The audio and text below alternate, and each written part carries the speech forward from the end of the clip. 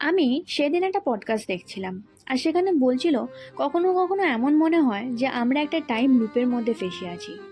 রোজ সকালে ঘুম থেকে ওঠো, নিজের কাজ করো, আবার ঘুমাতে চলে যাও, আর ঠিক একই জিনিস রিপিট রোজ হতে থাকে। হ্যালো, আমি Lifa and I feel the same.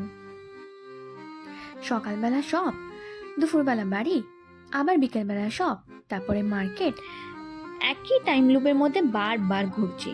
তাই আজকে ভেবে নিয়েছি আজকে বিকেলে কোনো কাজ রাখবো না। সমস্ত কাজ সকাল থেকে সেরে নিয়ে বিকেলটা একদম ফ্রি। বিকেল কেন? কারণ আমার সাথে যে যাবে তার সকাল থেকে টাইম হয় না। তাই বিকেলবেলা তার জিমে এসে তাকে নিয়ে চলে গেছিলাম ফুচকা খেতে।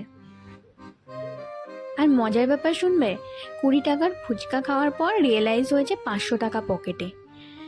যথারীতি মাসির কাছে খুচরো নেই, খুচরো করার জন্য ছোটাছুটি। লাস্টে একটা স্ন্যাক্সের দোকানে গেছি, বাট যেটা নেবো বলে ডিসাইড করেছি সেটাই ভাগ্যে নেই। ওইটা নাকি এক্সপায়ার হয়ে গেছে, দেওয়া যাবে না। কি আর করা,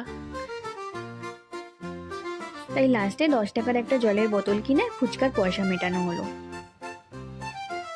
আজকের প্ল্যানটা একটু অন্যরকম হয়েছিল, যেহেতু ওর টাইম ছিল না, তাই আমরা 10টার সময় বেরিয়ে গেছিলাম মুভি দেখার জন্যে। রাত 10টা মানে রাস্তাঘাট অলমোস্ট খালি। আর এত লেট নাইট মুভি আমি কোনো দিন আগে দেখিনি, এটা আমার জন্য ফার্স্ট। এমনিতেও আমি মুভি অত দেখি না, কিন্তু আমার সাথে আজকে যে যাচ্ছে সে মার্বেল ফ্যান। তাই মার্বেলের কোনো মুভি এসছে আর সে দেখবে না, সেটা হয় না। তাই যখনই টাইম পেয়েছি তখনই চলে গেছি। অনেকটা রাত হওয়াতে মলটা পুরো খালি লাগছিল, এমন লাগছিল আমরা দুজনই মনে হয় আছি। আর আজ যে মুভিটা দেখবো সেটা হলো এইটা।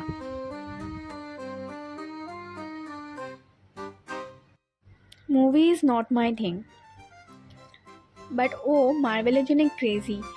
কিন্তু ওর সাথে থাকতে থাকতে আমিও মার্বেল ফ্যান হয়ে গেছি। তাই মার্বেলের কোনো সিরিজ বেরোলে আগে মনে হয় গিয়ে দেখে আসি। আর হলটা দেখছো কতটা সান্নাটা, যেন মনে হচ্ছে আমরা দুজনেই বুক করেছি। জানো তো, সারাদিনের এই বিজি শিডিউল থেকে কিছু কিছু মুহূর্তগুলো খুব স্পেশাল হয়ে ওঠে।